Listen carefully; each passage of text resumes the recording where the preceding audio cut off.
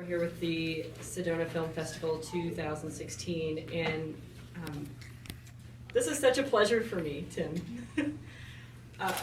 Tim Jessup, if you don't know who he is, you're going to find out really quickly that he is a masterful sound man who has worked with anybody who's really anybody in the rock and roll industry for how many years? A lot of people.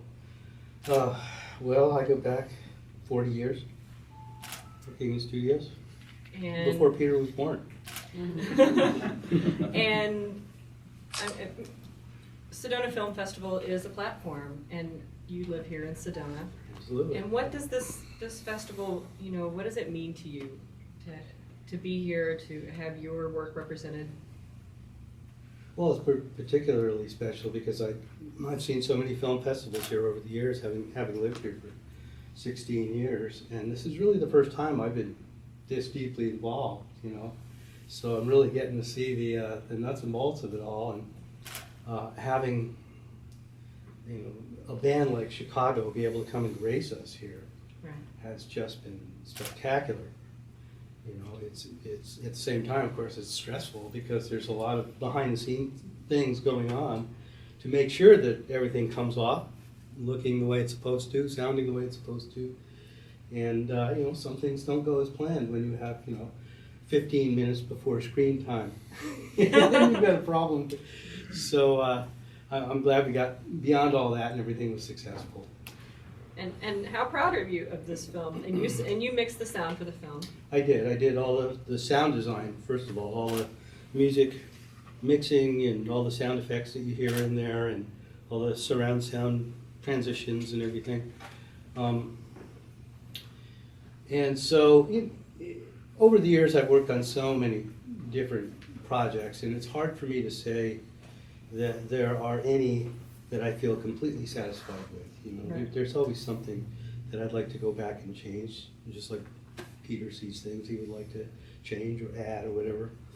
But when I sat in the Harkins Theater yesterday and listened to this film back in a THX room, it was astonishing to me for the first time in my life to listen back to something I had spent several years working on that I didn't want to change. Everything translated just exactly the way I wanted to, and it's never happened before. So I was really, really pleased about that. So we know that you've worked with Chicago for, 30-some years. No, not Chicago. I actually started working with Chicago when Lee moved here. Oh, so, Yeah, okay. And that was in 2010, so that was just 6 years ago. Seems like a lifetime. It does seem like a lifetime. A lot of things have changed in 6 years. Give me a list of everyone else. Well, I guess you could go to my website. I can't remember them all, but I back in the early 1980s, I was working in Los Angeles as an engineer for some of the bigger music studios out there. Kendon Recorders being one of them. That was a 6-studio complex with 4 large recording studios, one of them being where REO Speedwagon had cut their album High Infidelity the year before I got there, in mastering rooms. So I found myself at 25 years old in the upper echelons of the music industry. That's pretty intimidating when you're walking around and you're working in the studio with people like Quincy Jones and James Ingram and Christopher Cross, and all these top Grammy Award winning artists, Gladys Knight, The Temptations, a lot of R&B back in those days we worked on. So DeBarge I worked with, and Atlantic Starr, I don't know if you remember. Yep. They had a really big song on the wedding circuit. Yes, they did. That's not. and you make people sound really, really good. Well, there is an art to sculpting sound, to making instruments sound polished, and to blend together in a way that everything has its place, and harmonically works together. Working with Chicago is a huge challenge because there's a lot going on in that music. And for me, it's particularly satisfying because there is so much going on. You know, at this stage in my life, it's nice to have a challenge. You know, we just mixed. I actually spent the last year mixing a live performance that Chicago had recorded at Symphony Hall in Chicago with the Chicago Symphony Orchestra, members of the orchestra. So now I have this, you know, huge rock band with a whole orchestra behind them, and you know, trying to make room for everything to come through. And we finally finished it, and it was just mastered by Bob Ludwig in his facility out of Maine. Bob is, of course, just a genius.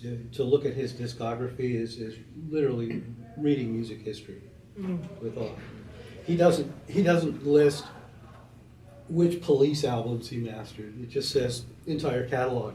Steely Dan, entire catalog. You know, down the list.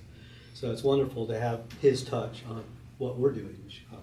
Aside from Chicago, is there anybody you've mastered for that you just really like and enjoy doing? It's easier or it's more in depth. Is there anybody you can? You know, pretty much anything I've worked on, I've really enjoyed. It's all creative, and as long as I'm being, you know, immersed in creativity and following that passion that I have, it's all good, and it's quite diverse, the projects I've worked on. The polar opposite of Chicago, I worked on a Stanley Jordan album here in town, going back about 5 years ago now, I think it was. His album was called State of Nature, and we got a Grammy nomination for that. And I mixed it in my living room. Well, I think that you're a music genius that's maybe a little